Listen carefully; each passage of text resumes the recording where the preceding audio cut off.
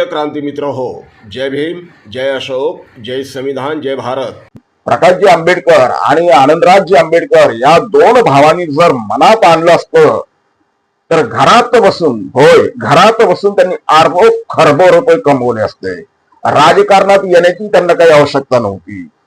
उन्हातानात पाण्या पावसात मोर्चे काढण्याची, समाजासाठी आवाज बुलंद करण्याची, समाजासाठी खपण्याची त्यांना काही आवश्यकता नव्हती. आंबेडकर आडनाव काफी आहे आणि ते ऑलरेडी त्यांच्या बरोबर ते आडनाव आहे. आज आंबेडकर नावावरती रामदास आठवले सारखा माणूस जर सत्ता मिळवत असेल, सत्तेमध्ये जात असेल, तर आंबेडकर आडनाव ऑलरेडी प्रकाश आंबेडकर आणि आनंदराज आंबेडकर यांना आहे. त्यांना तर घरात बसून अरबो खरबो रुपये येतील. काही समाजासाठी उन्हातानात फिरायची, पाण्या पावसामध्ये फिरायची त्यांना आवश्यकता नाही. आज 70 वर्ष उलटून गेली प्रकाश आंबेडकरांच्या वयाला. तरी प्रकाशजी आंबेडकर उन्हा तानामध्ये, पाण्या पावसामध्ये पायाला भिंगरी लावून फिरतायत. आनंदराज आंबेडकर 65 वय होऊन गेले तरी सुद्धा समाजासाठी लढतायत. आठवले साहेब, काय एखादा मोर्चा काढत नाही तुम्ही उपवर्गीकरणाच्या संदर्भात? का त्या विद्यार्थ्यांसाठी तुम्ही एखादी कविता म्हटली नाही? फक्त आंबेडकर नाव घ्यायचं आणि सत्ता मिळवायची, एवढंच काम तुम्ही आतापर्यंत केलेलं आहे आणि करत राहणार. अशा आठवलेंना मोदी का जवळ करतात? मित्रांनो, एकच कारण आहे, प्रकाशजी आंबेडकरांच्या राजकारणाला शह देण्यासाठी रामदास आठवले सारखा माणूस जवळ पाहिजे. बरं, आणि ती स्तुती करायलाही एक कोणतरी पाहिजे ना माणूस तिथे. जेवढी नरेंद्र मोदींची स्तुती त्यांच्या पक्षातलेही लोक करत नाही, तेवढी स्तुती आमच्या आठवले साहेब करतात. करू द्या, आम्हाला काही घेणं देणं नाही, मला त्यांच्याबद्दल बोलायचंही नाही या गोष्टीवर. बाबासाहेबांनी आपल्याला वाघ बनवलंय, पण आपण असो, तो मुद्दा नाहीये.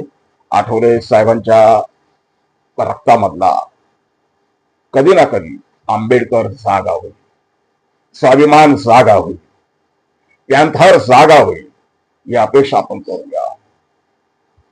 आणि पुन्हा एकदा आठवले यांनी या हुकुमशाही सत्तेला लाथ मारून आंबेडकरी विचार घराघरात नेण्यासाठी प्रयत्न करा.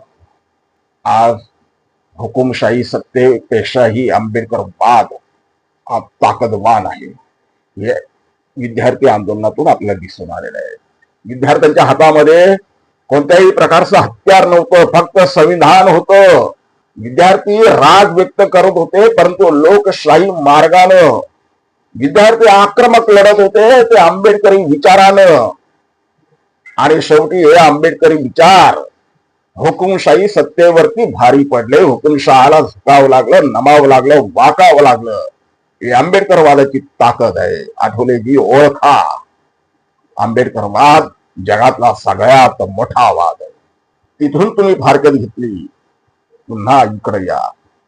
पैसा भेटणार नाही, संपत्ती मिळणार नाही, कदाचित तुम्हाला सत्ताही मिळणार नाही, परंतु स्वाभिमान, हा आंबेडकरवाद तुम्हाला स्वाभिमानी जीवन जगण्याची 100% हमी देतो.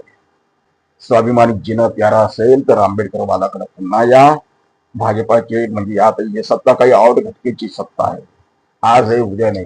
आठवलेजी, तुम्हाला सत्तेची सवय झालेली आहे. उद्या या देशामध्ये बाबासाहेबांनी जे स्वप्न पाहिलं होतं, शासन करती जमात बना, त्या दिशेनं टाकलेलं हे दमदार पाऊल आहे.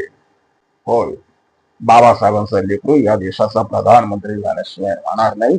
मग ते अभिजित दिप्ते असतील किंवा प्रकाशजी आंबेडकर असतील, त्या बहन मायावती असतील किंवा भाई चंद्रशेखर असतील, परंतु एक ना एक दिवस या देशाचा प्रधानमंत्री बाबासाहेबांचं लेकरू झाल्याशिवाय राहणार नाही, एवढी मात्र आम्हाला पूर्णपणे खात्री आहे, विश्वास आहे. जय भीम.